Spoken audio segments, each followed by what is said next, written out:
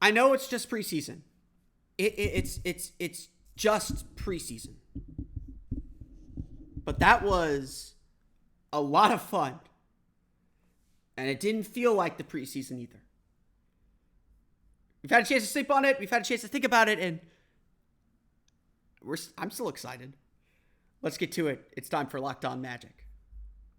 You are Locked On Magic, your daily Orlando Magic podcast. Part of the Locked On Podcast Network, your team every day.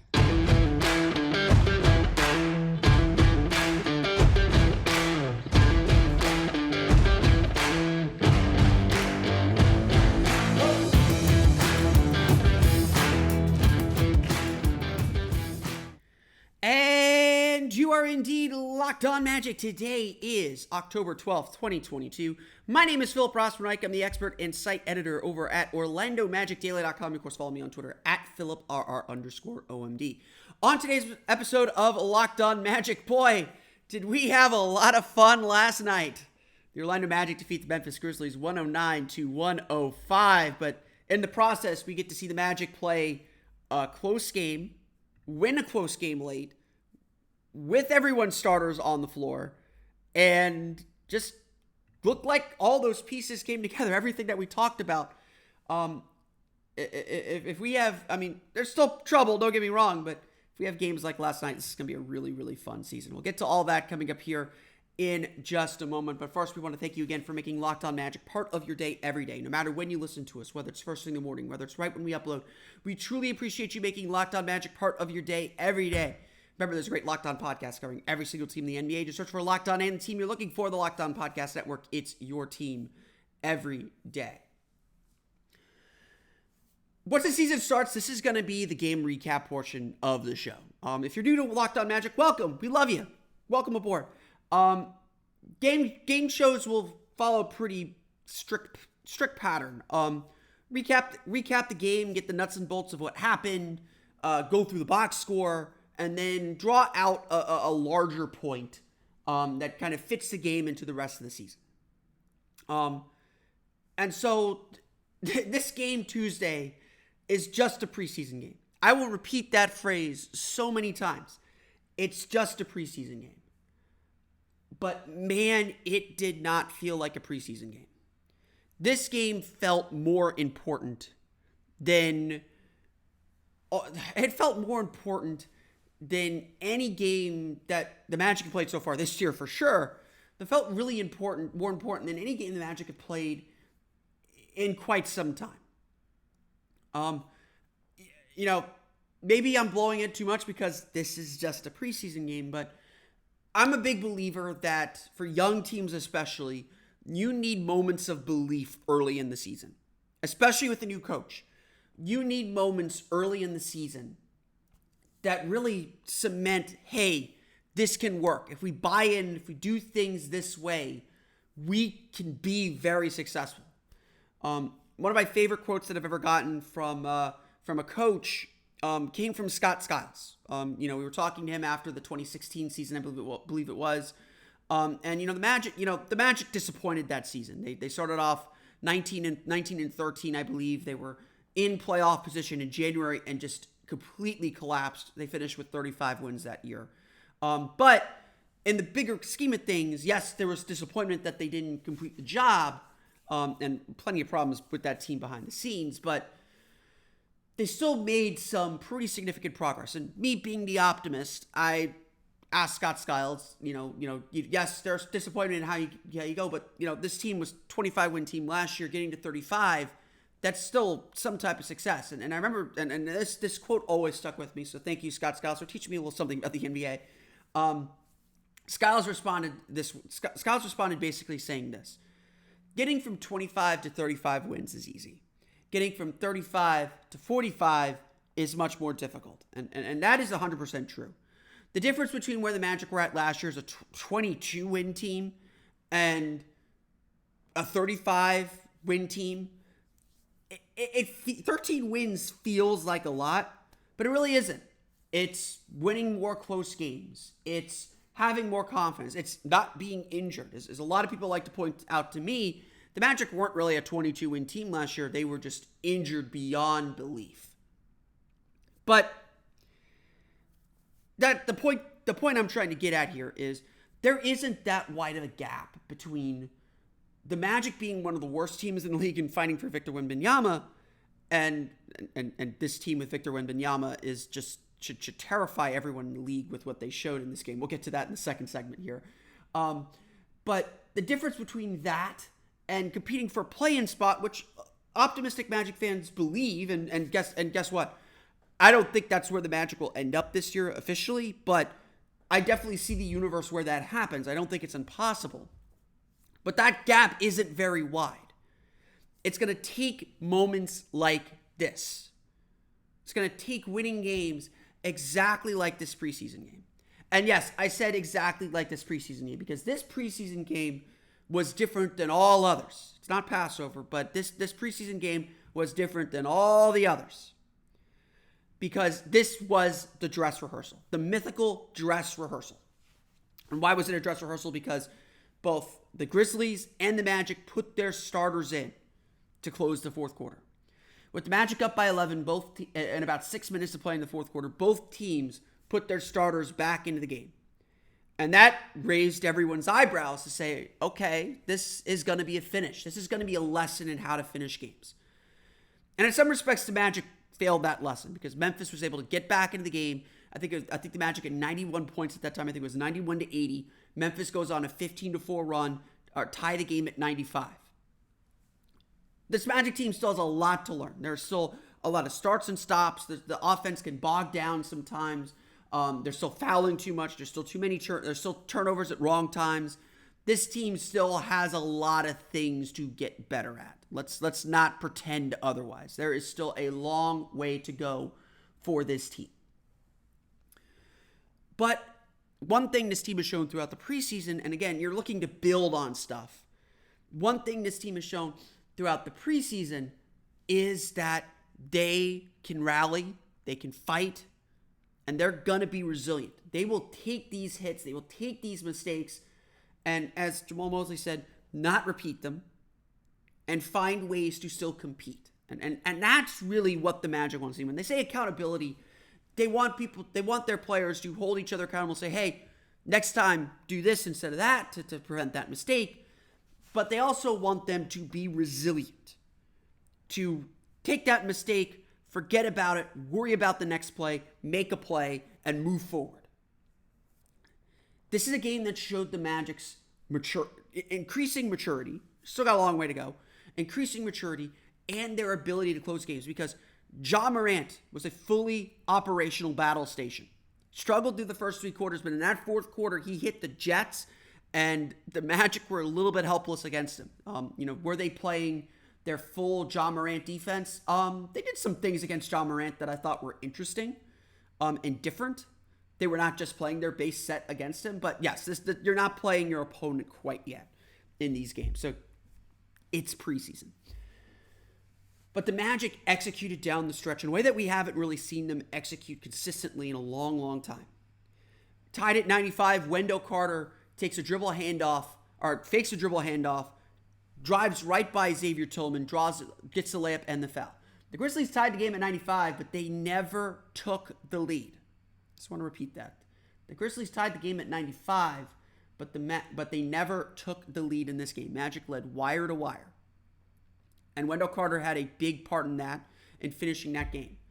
Then Franz Wagner and Wendell Carter combined for 12 of the Magic's final 16 points. They had 3 of the Magic's final 4 field goals. I know that part. I may have gotten that first part wrong. It's like 6 of the final 8 points or something like that.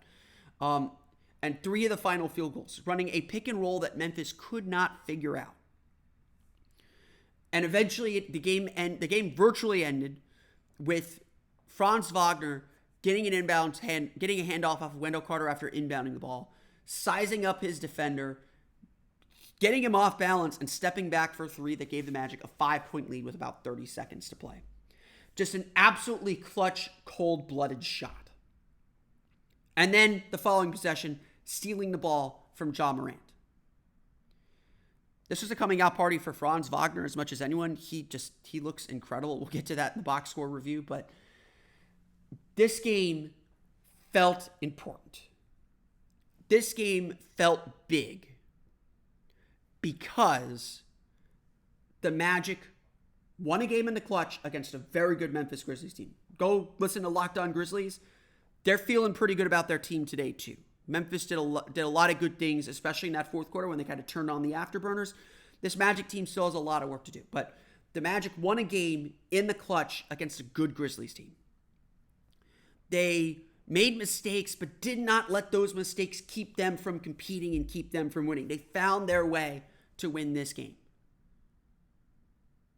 And yeah, the Magic looked really, really good.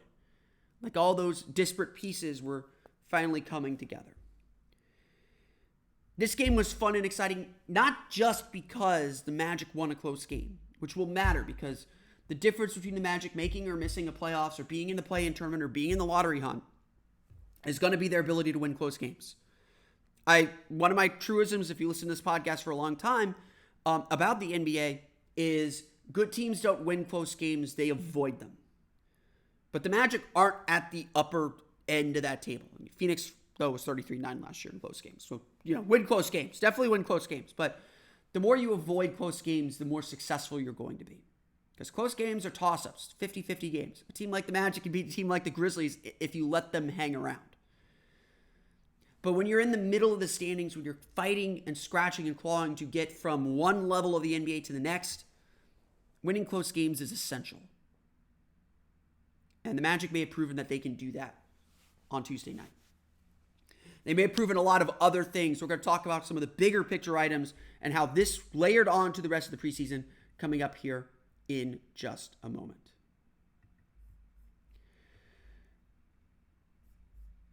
But first, a quick word for our pals at Built Bar. If you haven't tried Built Bar Puffs yet, you're depriving yourself of one of life's greatest joys. And guess what? There's a new flavor. The delicious, indulgent cookie dough. Covered in chocolate, Built has done it again. Let me introduce you to your new favorite cookie dough chunk puffs of a light and chewy texture, real cookie dough chunks, and of course they're covered in 100% real chocolate. All the joys of eating cookie dough without the hassle of making it, plus it's healthy for you. Cookie dough chunk puffs are only 160 calories and they have a whopping 15 grams of protein in them. Run to Built.com to snag a box for you and the family. It will be the perfect treat. Or you can find a really good hiding place and just hoard them for yourself. That's what I do. Like all Built bars, the new cookie dough chunk puff is covered in 1% real chocolate. That means they're healthy and tasty. Chocolate-covered cookie dough with a light, fluffy texture. It is so good. What's great about Built is that all of their bars are made with collagen protein, which your body absorbs more efficiently and provides tons of health benefits. Eat something that tastes good and is good for you. You're going to love the new cookie dough chunk puff, whether you need a snack for your workout, a late night treat, or just need to grab a quick bite. Built is the perfect protein bar, and they taste better than a candy bar. So ditch the calories, fat, and sugar. Grab yourself a Built bar today. Go to Built.com. Use promo code LOCKEDON15 and get 15% off your order. Again, use promo code LOCKEDON15.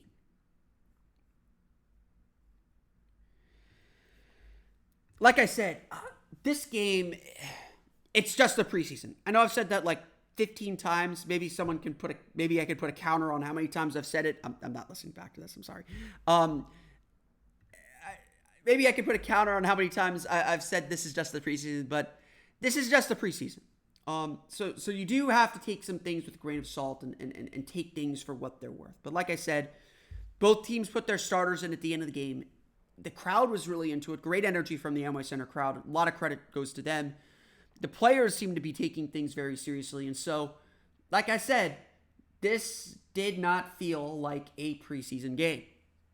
This did not feel like that kind of an atmosphere or that kind of an outing. What really, though, made this game just so interesting, and I wish we had more than today and tomorrow to break down tape. I envy the coaches whose job it is to break down this tape because there's a lot of fun things that happen in this game. Like I said, the preseason is about progress. This is another one of my truisms. If you listen to the podcast for a long time, you hear me say this all the time. I think this is the second or third time I've said this preseason. The preseason is about getting better. It's about being better next game than you were the previous game. And, one thing I do have to give the Magic a lot of credit for is they have been better in each game. They have looked better. They have looked more tied together. They've looked more consistent. They've looked like they understand what they're trying to do a lot better. And even just a direct comparison. Looking at this game compared to where the Magic were last Monday against Memphis, same opponent, they just looked a lot more dialed in, a lot more focused. It really started from the jump here. Orlando raced out to a 25-9 lead. I have been banging the drum that the Magic need to be better in first quarters. It's the preseason, really the only time you see starters versus starters. Again, this game was different, but the only time you really see starters versus starters is in the first quarter, so first quarters do matter a little bit more. The Magic came out with intensity. They came out with focus. They were really dialed in. They were moving the ball really, really well. Everyone just seemed to be on the same page, and that was really the feeling that permeated throughout the course of the game. Everyone had a moment, whether it was, Bol going off in the third quarter, Caleb Houston going off in the second quarter, diving for loose balls, hitting threes, Franz Wagner and Wendell Carter just dominating the first and fourth quarters. Paolo Banchero scored 13 of his 17 in the first half. Terrence Ross had a string of shots late in the first quarter. Cole Anthony had his shots in the third quarter. It's really become clear that the way this offense operates and the way this offense is going to operate is everyone's going to get their touches. The ball is going to move and hop around to everyone. And if this works, you're going to get some really beautiful basketball. The buzz among Magic fans that I've talked to after the game, and the buzz that I have as a Magic fan, Magic observer, is like, that was just a lot of fun. The way this team can play, the way this team can be, the way that they're just all arms and wingspan and length, like, you see the creativity that Jamal Mosley is trying to have. He's putting the ball in Franz Wagner's hands and Wendell Carter's hands and Paolo Banchero's hands, not just to be scorers, but to be passers and creators. This crazy inversion that the Magic are doing offensively, they have the players with the skill to execute it. So yeah, Cole Anthony might bring the ball up or Terrence Ross might bring the ball up, but they want Cole Anthony taking shots, not off the dribble, but as a spot-up shooter. They want to spring Terrence Ross free. They want to run some pick and rolls. But more than that, the way this offense works, the way this offense has to work, is they have to play with speed. They have to make and move fast. They have to make quick decisions. They have to make fast decisions. They have to move quickly. And that's the only way they're going to keep the defense off balance. And so you see a lot of double drag screens. You see a lot of dribble handoffs. They're trying to create this constant movement so the defense can't set. And yeah, there's some actions. There's maybe some waiting for a screener to get there. But there's a lot of cutting. There's a lot of quick ball movement. And it's really just, really, this offense, and it's been clear from the start, has just been about getting on the same page. There were a lot of plays early on in the preseason where a player would just miss a guy because he was expecting a cut that wasn't there, or a player cut and someone expected him to stay in a spot. Stuff that you get when you haven't played and worked a lot. But this game, it just all clicked. And yeah, the Magic still fall into a few traps. Turnovers are going to be an issue. If the Magic turn the ball over a lot, they're going to be in trouble. They got to make sure they get paint touches. This is an inside-out team, not an outside-in team. They can't just pass the ball 3 times along the perimeter and hoist a 3, hoping that the defense is out of balance. They've got to get dribble penetration. They got to get into the basket. But the bottom line is this: when this team plays at a high level, when this team is locked in, we're not just watching a regular team here. This is not a team that's got a dependable, reliable set. This is a team with a little bit of unpredictability and a little bit of improvisation, which is very necessary. And this is a team that can be a lot of fun. Like, honestly, the Magic could have lost Tuesday night, and we could have broken down like, okay, there's still some work to do. This is a team that's young. They got beat, they gave up another big lead. They're going to go through these growing pains. But the takeaway still would have been this. This is going to be a lot of fun. The takeaway still would have been this Magic team is going to have a lot of fun and going to be a lot of fun. And yeah, the bench may not have it every night and give up leads. Or yeah, they may be young and make mistakes. Magic made plenty of mistakes down the stretch in this game. Plenty to learn from in this game. But they're going to play hard. And if they play like this, everyone watching this team is going to be very, very entertained. And that's not the most important thing in the world, but an exciting brand of basketball is a basketball that people want to play. And if the Magic can show that, and look, just watch how the Magic use Paolo Banchero this year. Watch how the Magic are using Franz Wagner and Wendell Carter this year. They are doing some really creative things. And love Scott Skiles, love Steve Clifford. I think they are great coaches for young teams. They provide a ton of structure. They're very set in their ways and the structure of the way things should be. The Magic haven't had a coach doing creative things like this since Stan Van Gundy. I'm not afraid to say that. Really trying to leverage guys in different ways that aren't traditional. Like, if this works, it's going to be a lot of fun. It takes a lot of work to make it work, though. I will say that. The Magic certainly made it seem that way on Tuesday. We're going to go through the final box score here in just a moment. But first, a quick word from our pals at PrizePicks. PrizePicks is so much fun. Obviously not a ton of NBA basketball yet. Don't bet on preseason basketball. But, I've been playing PrizePicks every Sunday with the NFL. Looking at the different numbers, looking at the games, and saying, I think I can beat the house. And that's what's really important, is it's you versus the house. So if you think Tom Brady's going to throw for more than 285 yards, I don't know if that's the number, but if you think Tom Brady's going to throw for more than 285 yards against the Pittsburgh Steelers on Saturday, if you think Steven Stamkos is going to score a goal against the Columbus Blue Jackets on Friday, or you think that Anthony Richardson is going to rush for more than 67.5 yards against LSU on Saturday, well, guess what? With PrizePicks, you can combine all those guesses, all those predictions, and win some actual cash. So here's how PrizePicks works.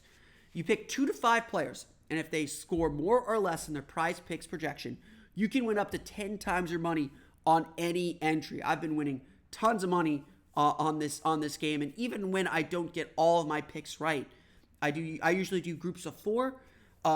If you get 3 of those 4 right, you get 1.5 times your money. So on a $20 bet, I'm winning $30. I'm still winning some money.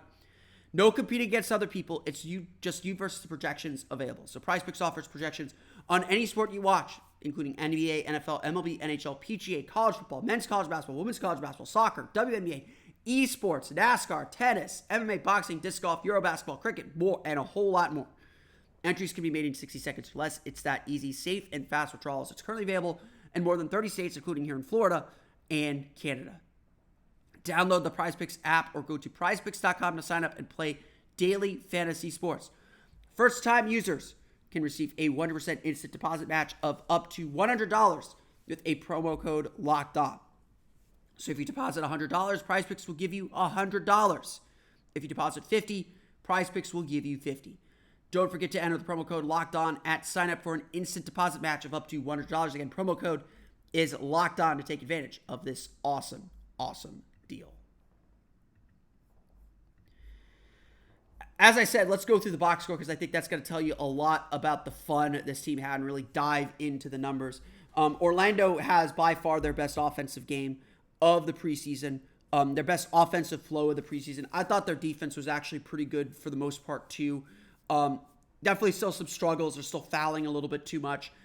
Turnovers were an issue in this game. They had 21 turnovers. They only had 6 at halftime. So still some preseason stuff you got to reel back in. And Memphis scored 31 points off those turnovers. That's an easy way to let Memphis back in the game.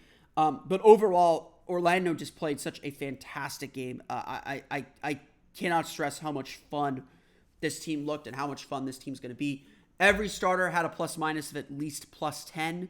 The starting group really, really looked good. Let's start with Paolo Banchero, since I know everyone probably wants to get to him. 17 points, 6 for 9 shooting, 5 for 5 from the foul line, 9 rebounds, 2 assists for him.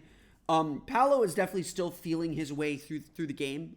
I would say I think that he's still trying to be a good teammate, which great. Love him being a new teammate, good teammate. He's a lot better off the ball than I think people are going to give him credit for. This offense is going to open him up to cut along the baseline to really use his basketball intelligence.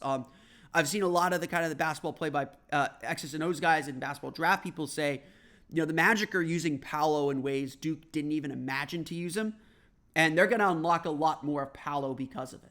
So yes, Paolo will still get some diet of ISOs. He had a couple of those in this game.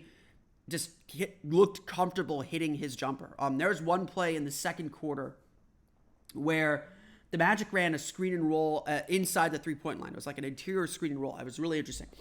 And Paolo drives to his left. The defense ducks under him, and he just stops at the elbow and shoots. And it's just super, super easy. And I remember watching it. It's just like, you can't go under that screen. Paolo's just going to punish you from the mid-range. At the three-point line, maybe you go under that screen. But at the elbow, he's going to hit that shot with so much ease. And honestly, that's my biggest impression of Paolo Banchero so far. He looks more and more comfortable every time he steps on the floor. Again, I think this is something Jamal Mosley has said.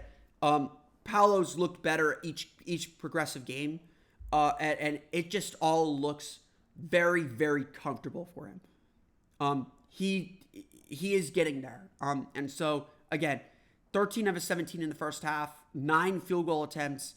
Like, that's efficiency, man. And, he doesn't have to do a lot. I think I talked a little bit about this. You think about Kevin Durant's shot diet. Kevin Durant gets maybe 4 or 5 3-point attempts from just spot-ups. He'll probably get another 3-4 attempts from transition pull-ups. He'll get probably the line 6-7 times a game, and then maybe 3-4 layups on drives. The amount of times that he actually ISOs is pretty small. It's still significant. He's still the best ISO player in the league. He's probably not the best, James Harden is, but he's still one of the best ISO players in the league.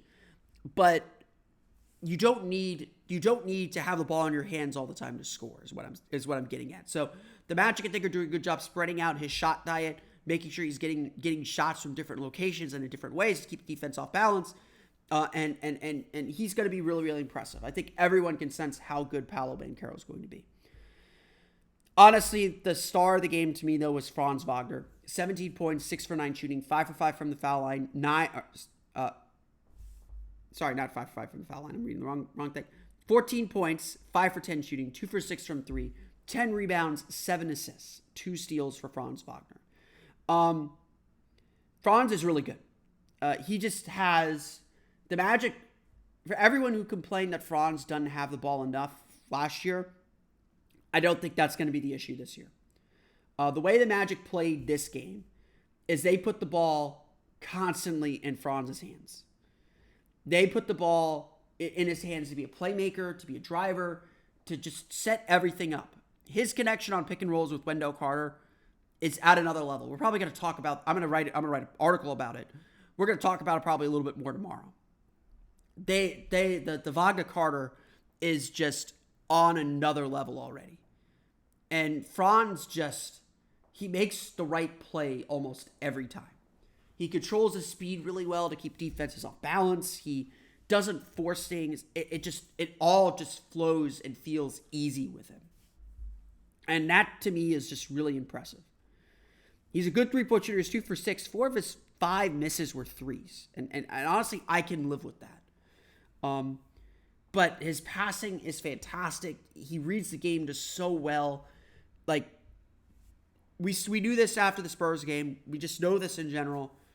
Franz Wagner makes this team work and just makes everything work so well. And it's really impressive for a player this young to be this good. I don't have the words to describe it. All I can just say is go watch him play. I'm going to do a playbook post breaking down his pick and rolls with Wendell Carter today. We'll talk about that tomorrow, but it's all just super duper impressive. That's the only way I can describe it. Wendell Carter is also very, very good. 18 points, 8 for 13 shooting, 7 rebounds, 8 assists for Wendell Carter. Wendell, again, like, Franz Wagner and Wendell Carter are getting buzz among like heavy NBA people. Go listen to the Game Theory podcast with Sam Vecini. He and Mark Schindler, who's a big Magic guy, loves what this young Magic team is doing. They discuss Franz and Wendell Carter as their potential breakout players this year. And a lot of it is because most people don't know how good these guys are. And it's because they don't come up with gaudy statistics. They don't do highlight reel things, although Wendell Carter's put-back dunk in the third quarter was crazy good. They're just guys that help you win. They kind of grease the wheels to help your team win, to make your team better. And that's exactly what Wendell Carter did in this game. He made his team better in so many ways. It was just so impressive.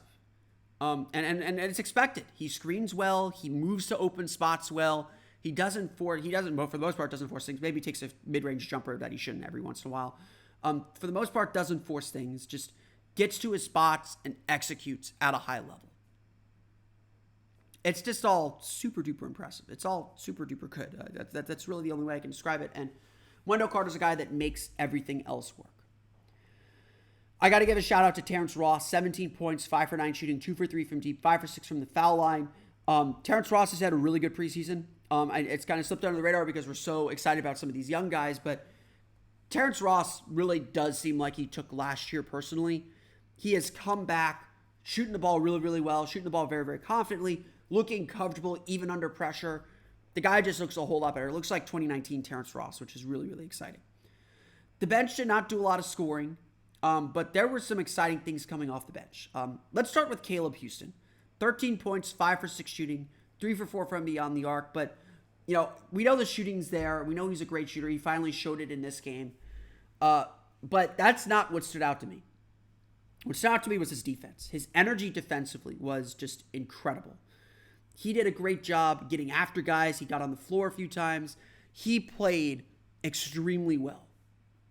Just really putting pressure on opponents and really making their lives hard. It was just a great game from Caleb Houston. Just a guy who was getting after it and really making life hard for opponents and just providing that good energy you want off the bench. I would say so too was Bol Bol. Bol Bol is the guy everyone's talking about because, boy, the Magic are having fun experimenting with how to use him and really encouraging him to be aggressive and to go out there and play because he hasn't really played that much over the last few years. Bol Bol finished with 9 points, 4 for 7 shooting, 9 rebounds, as well as a blocked shot. This is really my first time watching Bol Bol play significantly. It's, I think, most of our first time watching him play significantly. You can see why everyone's so enamored with him because if he does work, he's a tough guy. He's like a Victor Wembanyama where he has all these guard skills. It's just right now he's just kind of all over the place. He's just the game, where Wembanyama looks like the game is very slow for him. Bol Bol still looks like he's going very, very fast. And some of that is he's missed so much time with injury. He's playing at a very high level in the NBA. The Magic are really encouraging him to be aggressive, and they want him to make these kinds of mistakes right now. But the energy he brings and the matchup nightmare he becomes, the Magic during the Dallas game put him at the top of a 1-2-2 zone. They played that 1-2-2 zone a little bit in the second quarter with Franz Wagner at the top, which I think works out a little bit better. But there's a 1-2-2-3-2 hybrid. It looks like a 1-2-2 with the big man with the big arms at the top, but it's probably really a 3-2. The Magic are trying everything out with this team and with these guys, and that to me is really exciting. But that to me is, again, what you want to see, and I was really, really happy, getting to see Bol Bol play and just he does a million bad things, he does a million good things. That's what young players do. But getting him out on the floor was definitely a positive for this group. Orlando shoots 47.6% from the floor. They have 30 assists off 40 field goal makes. That is such a huge key for this team. The ball was really moving and popping. The offense looked so good. Honestly, I probably can't describe in words how much fun this game was. Go back and watch it. If Bally Sports is replaying it today, go back and watch it. If you have NBA League Pass or you're using your NBA League Pass trial, go back and watch this game. If you're not a Magic fan, you're just happen to be listening to this, go back and watch this game in full. It was just a lot of fun, and it shows just all the potential that this team can have and this team can put together. Orlando shoots 12 for 35 from beyond the arc, so did a good job with the 3-point attempts for the most part. Like I said, I think 35 is probably the right number for their 3-point attempts. They do tend to fall into this habit when their shots are not falling to just stand on the perimeter and hoist a three. Those threes have to be inside out. If they get inside out threes, they're going to be very, very successful, get a lot of open shots. If they're just passing along the perimeter threes or step back threes or any of those types of threes, it's going to be a long night. Orlando shoots 17 of 18 from the foul line, so did a good job getting to the foul line. Could still do a little bit better there, but I think that'll be a continuing process for Orlando. Biggest points of emphasis for the Magic remain turnovers. 21 turnovers for 31 Memphis points. Memphis has 19 fast break points on 13 field goal attempts. So definitely still remains a point of emphasis to limit turnovers, limit those kinds of mistakes. Memphis also gets to the foul line for 27 free throws, 22 of 27 from the foul line. Orlando with just 19 fouls, but again, so the fouling was down, but the types of fouls they were committing, so they're not committing the volume, the types of fouls they're committing got Memphis to the foul line, and that enabled them to get back and stay in the game so that they could make a comeback and make the Magic sweat. But overall, there's still a lot to work on. There's still a lot of things the Magic need to improve on, a lot of things that the Magic need to get better at. But overall, what a game. What a absolutely fun game. What a great effort by the Magic, and frankly, just a really, really encouraging game about how this team is tying things together at this stage of the preseason. So I can't be mad. There's plenty to work on. There always is. But the Magic hopefully can look at this game and say, okay, if we do this, we can be successful. And hopefully, like I said, this is the kind of game that gets you early buy-in. Everyone's bought in. They love Jamal Mosley. They love each other. This is a game that gets you real buy-in, that could potentially get you real buy-in to say, this can work. And I believe in this. And the more you believe in that, the more you're going to play it that way, and the more you're going to be successful and do the things you need to do to win. So a really, really great night for the Orlando Magic, a really, really encouraging night. They get a preseason dress rehearsal, and they win it. That's really, really exciting. And, again, I made this point a few times. Preseason record doesn't matter, but winning in the preseason can matter. The years where the Magic have had bad preseason records, they've struggled, and like really bad preseason records. To win 3 straight games here, again, your deep bench winning the game in San Antonio, eventually winning the game in Dallas, but you're competitive in that Dallas game. You're winning this Memphis game. Your starters win this game. That's all a very good sign. Winning is never bad, and the Magic have gotten a really nice win here. But that's going to do it for me today. I want to thank you all again for listening to today's episode of Locked On Magic. Of course, find me on Twitter at PhilipRR_OMD. Subscribe to the podcast on Apple Podcasts, Stitcher, TuneIn, Himalaya, Google Play, Spotify, Odyssey, and all of the places and all the podcasts to your podcast-enabled listen device. For the latest on the Orlando Magic, be sure to check out OrlandoMagicDaily.com. You can follow us there on Twitter at OMagicDaily. Now that you're done listening to us, go check out the Ultimate Pro Basketball Preview 2022, a 6-episode extravaganza to get you ready for the NBA season. The local team experts, including me, and the NBA insiders of the Locked On Podcast Network and Odyssey, all combining into one ultimate NBA preview. Search for Ultimate NBA Preview 2022 on your Odyssey app, YouTube, or wherever you get your podcasts. That's going to do it for me today, though. I want to thank you all again for listening to today's episode of Locked On Magic. Until next time, for Orlando Magic Day and Locked On Magic, this has been Philip Ross. We'll see you all again next time for another episode of Locked On Magic.